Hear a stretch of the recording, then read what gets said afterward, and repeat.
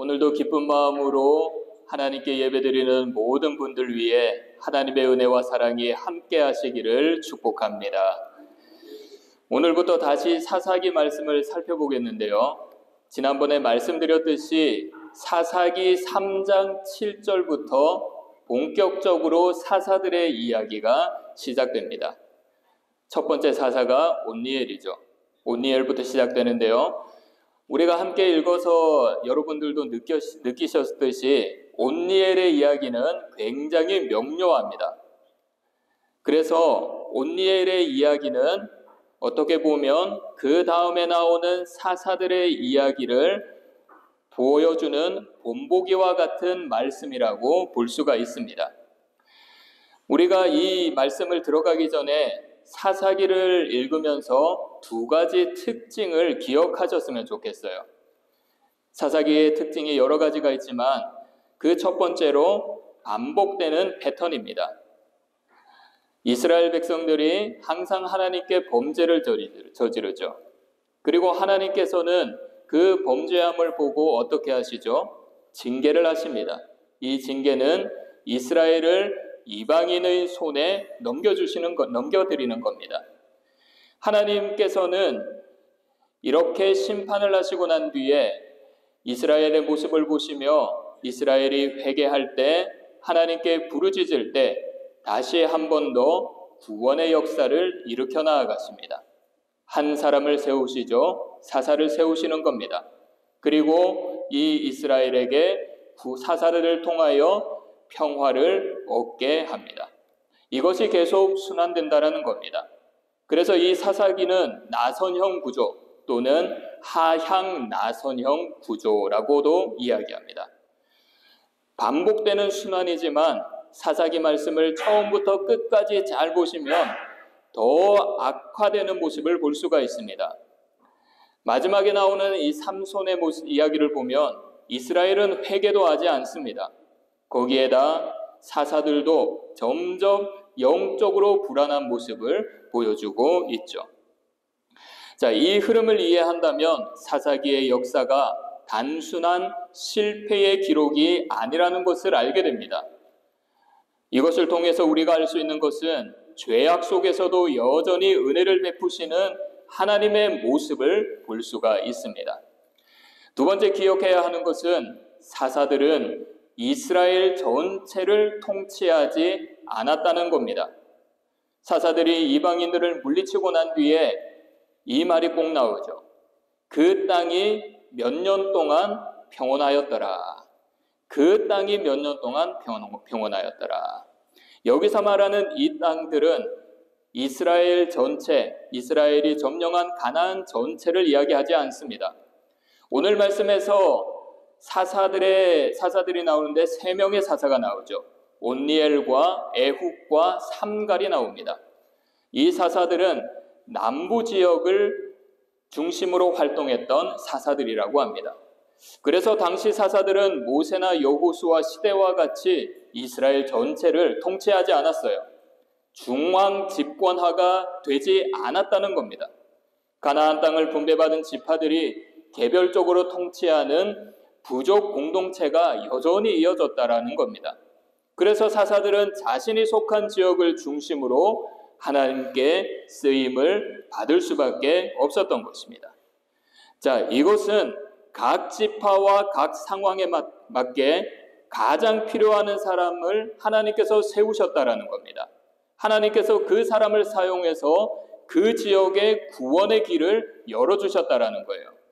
그래서 우리가 이 두 가지를 잘 기억하면 사사기 말씀을 묵상할 때 하나님이 어떻게 역사하시는지, 하나님이 어떠한 분인지 구체적이고 생생하게 발견할 수 있습니다. 오늘 우리가 함께 나눈 말씀에서도 하나님이 어떻게 역사하시는지, 하나님이 무엇을 원하는지 이것을 볼 수가 있는데요. 오늘 말씀에서 보여주시는 하나님의 말씀을, 하나님의 모습을 바라보며 큰 위로가 그리고 큰 새 힘을 얻으시는 귀한 시간이 되시기를 축복합니다. 아까 말씀드렸던 것처럼 사사기의 흐름은 반복되는 패턴입니다. 이 반복되는 패턴을 계속해서 보여주고 있는데요. 이 패턴에서 첫 번째 일어나는 현상이 무엇이었죠? 이스라엘이 하나님께 범죄를 저지른 겁니다. 자, 여기서 말하는 범죄는 하나님 외에 다른 우상을 섬기는 것이에요. 7절을 보시면 이스라엘은 바알들과 아세라들을 섬겼다고 합니다. 여기서 바알들, 아세라들, 복수형을 이야기하죠. 이렇게 복수형을 사용했다라는 것은 그 당시 이스라엘 사람들이 바알과 아세라만 섬긴 것이 아니라 수많은 우상들을 섬겼다라는 것을 이야기하는 것입니다. 그래서 하나님은 수많은 섬기는 이스라엘 백성들을 보면서 어떻게 합니까?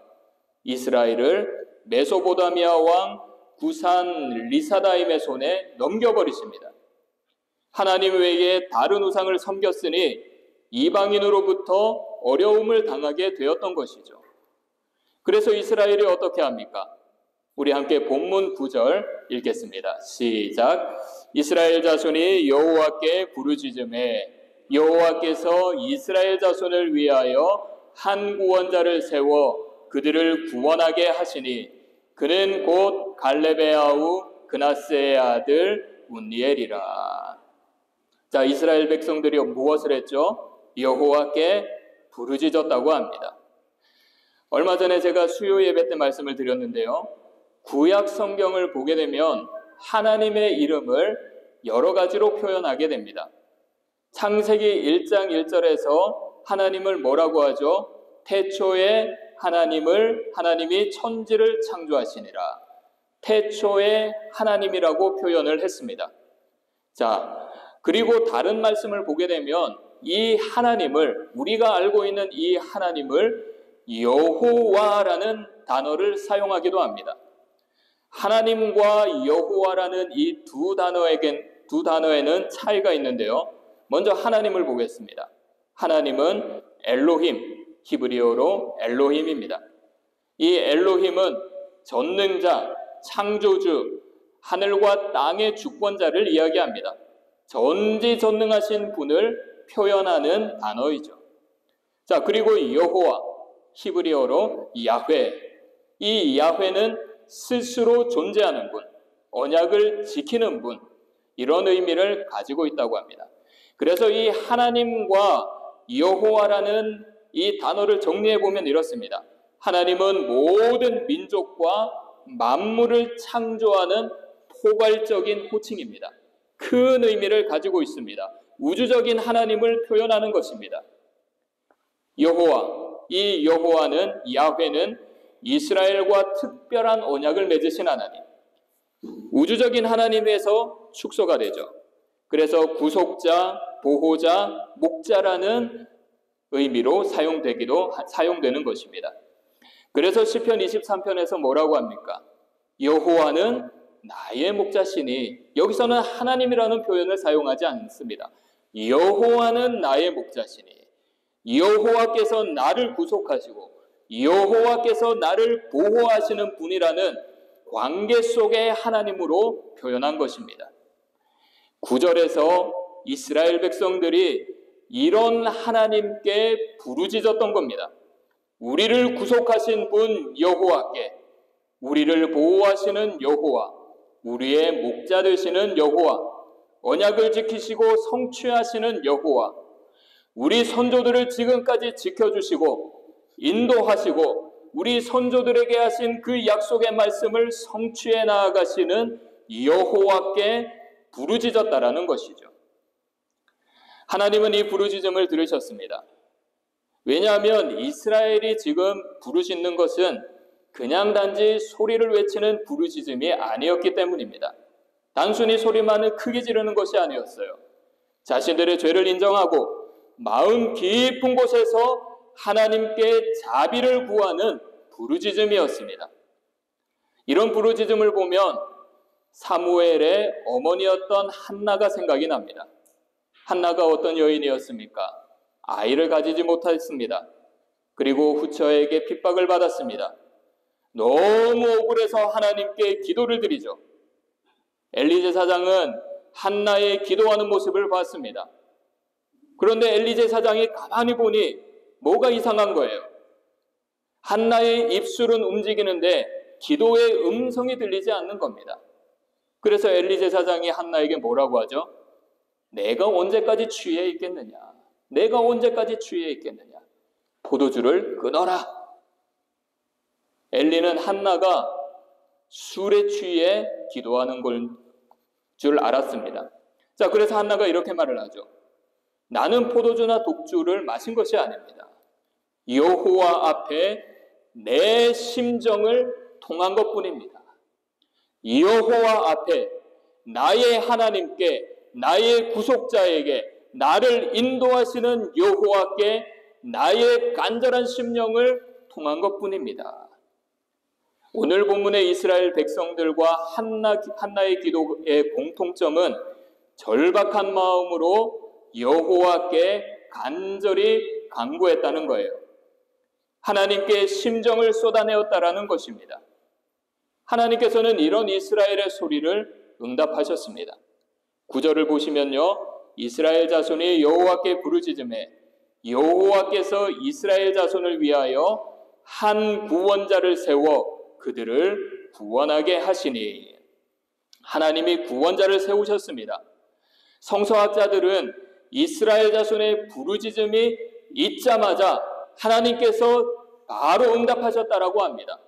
이스라엘의 간구 소리를 듣고 바로 그들에게 구원자를 보내주셨다라는 거예요. 이 부르짖음이 있자 구원자를 세우셨다는 것, 하나님의 입장으로 생각해 보십시오. 부르짖음을 듣고 바로 응답했습니다. 이것은 하나님이 기다리고 있었다라는 겁니다. 이스라엘이 회개하고 돌아올 것을 기다리고 있었다라는 겁니다. 하나님께 간절히 기도하기를 기다리셨다라는 거예요. 우리 하나님이 이러한 분입니다. 우리도 순간순간 하나님을 떠나 있을 때가 많습니다. 신앙을 버리는 것만이 하나님을 떠나는 것이 아닙니다. 교회를 나오지 않는 것만이 하나님을 떠난 것이 아닙니다.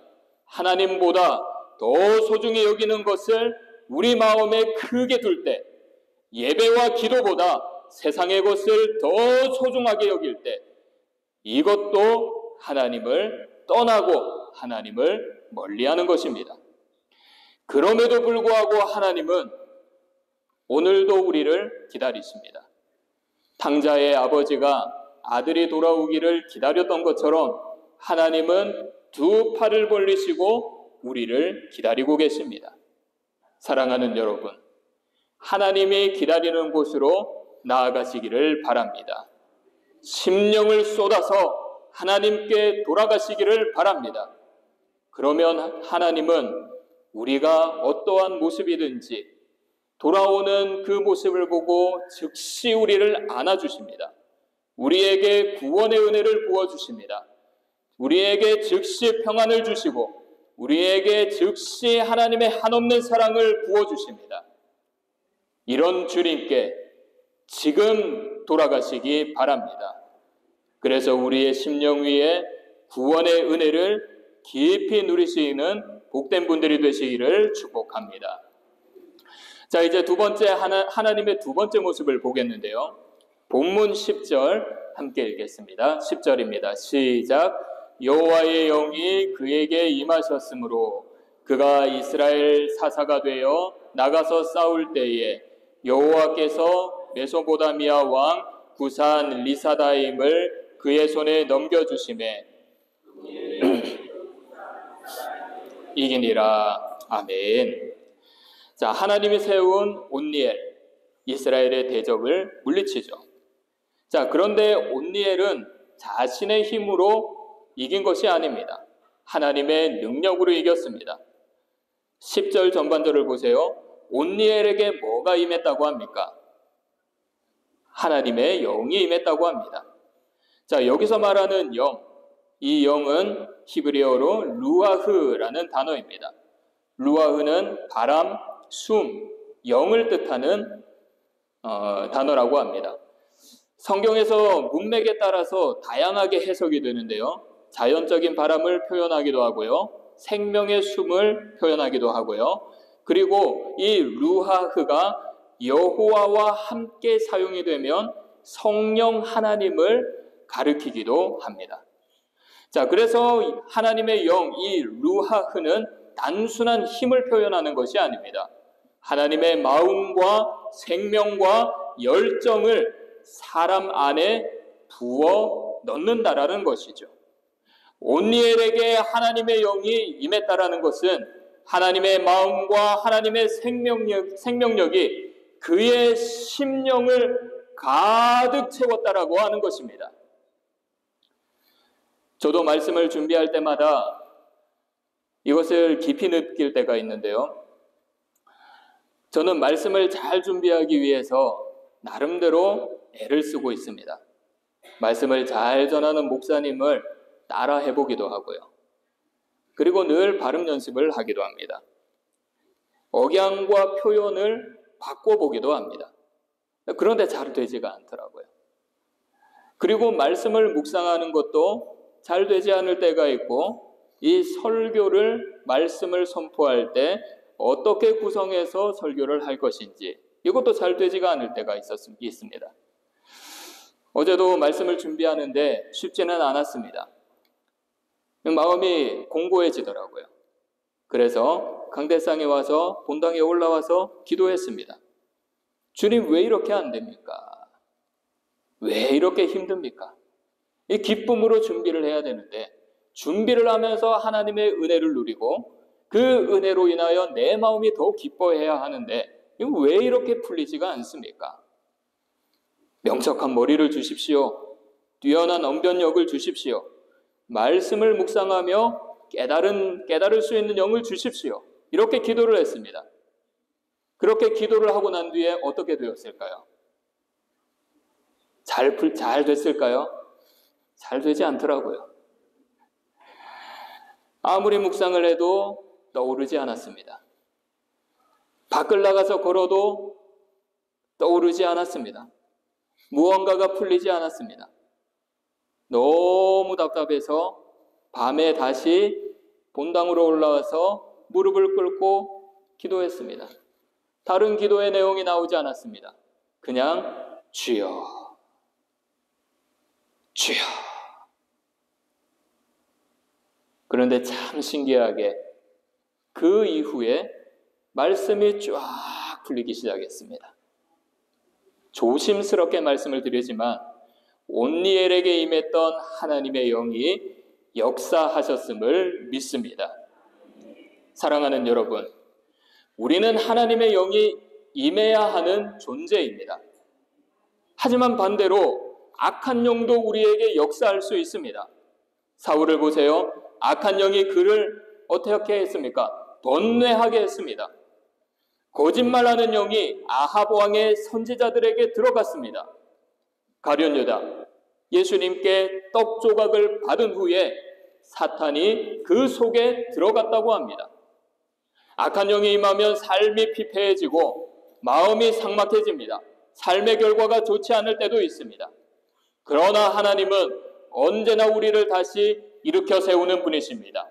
그래서 우리 안에 무엇이 임하느냐가 굉장히 중요한 것입니다. 지난주에 정기노회에 참석을 했습니다. 성찬식을 집례하는 목사님께서 이런 말씀을 하시더라고요. 파리 한 마리가 본당에 들어오면 파리의 역사가 일어납니다. 새 한 마리가 본당에 들어오면 새의 역사가 일어납니다. 자, 이 자리에 새나 파리가 들어오면 여러분들 어떻게 하겠습니까? 신경이 쓰이죠. 예배를 드리지 못할 것입니다. 제가 방금 예배 인도를 할 때 파리 한 마리가 싹 지나갔습니다. 신경이 쓰이더라고요. 이 파리가 얼굴에 붙지는 않을까? 이 파리가 혹시 나의 입속으로 들어가진 않을까? 이 신경이 쓰이더라고요. 이것이 파리의 역사고 새의 역사입니다. 우리 마음을 흔들어 버립니다. 우리 마음을 하나님의 말씀에 집중하지 못하게 합니다. 그러면서 목사님이 이렇게 선포했습니다. 우리가 받는 떡과 잔이 우리 안에 들어와 성령의 역사가 일어나길 원합니다. 사랑하는 여러분, 우리에게 뭐가 들어오냐에 따라 인생이 달라집니다. 오순절을 보십시오. 마가다락방에 하나님의 영이 임했습니다. 두려움에 떨던 사람들이 담대하게 복음을 전했습니다. 베드로, 예수님을 부인했던 자죠. 하나님의 영이 임하자 수천 명을 회심시키는 자가 되었습니다. 이렇게 성령이 임하면 우리 삶 전체가 변하게 됩니다. 기도를 억지로 하는 것이 아니라 마음 깊은 곳에서 우러나게 되고요. 사랑이 회복되고요. 용서할 수 없는 사람을 용서하고요. 섬김이 기쁨이 되고 교회 안에 화평이 일어나게 됩니다. 스데반이 이 모습을 그대로 보여주었습니다. 스데반은 돌에 맞아 죽어가면서도 하늘을 우러러보며 예수님을 바라보았습니다. 마지막까지 기도를 하죠. 사도행전 7장 60절 함께 읽겠습니다. 시작. 무릎을 꿇고 크게 불러 이르되 주여 이 죄를 그들에게 돌리지 마옵소서. 이 말을 하고 자니라. 죽어가면서도 자기에게 돌을 던진 사람을 용서하고 사랑했습니다. 이것이 하나님의 영 루아흐가 임한 자들의 모습입니다. 사랑하는 여러분, 지금 이 시간 우리도 간절히 간구합시다. 화면을 보시며 간절한 심령으로 기도드리는 마음으로 함께 읽겠습니다. 함께 읽겠습니다. 시작. 주님, 제게도 온니엘에게 부어주셨던 하나님의 영을 부어주옵소서. 주님, 억지로 감사하는 인생이 아니라 은혜로 감사하는 인생 되게 하옵소서. 주님, 억지로 신앙을 유지하는 인생이 아니라 성령의 은혜로 사랑하고 용서하고 섬기는 인생 되게 하옵소서. 주여, 오늘도 우리 심령에 하나님의 숨결을 불어넣어 주옵소서. 죽어가는 영혼을 살리게 하옵소서. 메마른 심령에 생명의 강을 흐르게 하옵소서. 무너진 가정과 공동체에 부흥의 새바람을 불어주옵소서. 주여, 오늘도 이곳에 하나님의 영이 임하게 하옵소서. 아멘. 사랑하는 여러분, 이번 한 주간도 하나님의 영이 임하시기를 축복합니다. 여러분의 가정과 일터와 기도와 우리 몸된 교회와 우리 모든 자녀 위에 하나님의 영이 가득하기를 축원합니다.